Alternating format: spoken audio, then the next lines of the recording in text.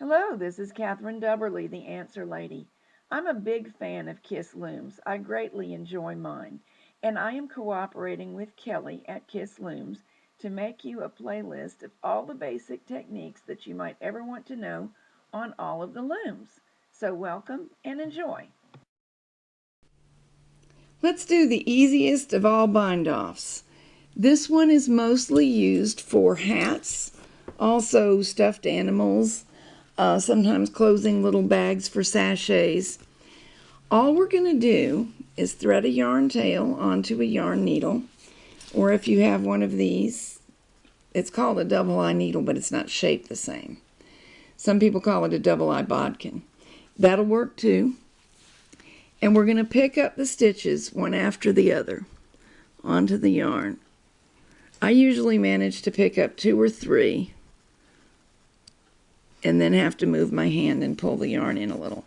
And you don't have to pull it all the way tight. We're just trying to thread every stitch onto this yarn. And after that, depending on what we're going to make, we make a decision as to how to handle it. I tend to lift off the pegs as I go because it becomes unmanageable quickly. I lifted off that peg a little too soon, no big deal. Caught the stitch, the yarn goes through it. Pull tight. If this was one of the world's teeniest hats, here is what I would do. I would go through all these stitches again, try to catch most of them. You don't have to be too fussy. Make sure that there were 2 strands of yarn running through. And then knot the yarn. Because if this is the top of a hat, this step is what stands between you and a cold head. So I don't want it to fail. Now, you could seam these edges together, finishing your hat, and using the yarn tail.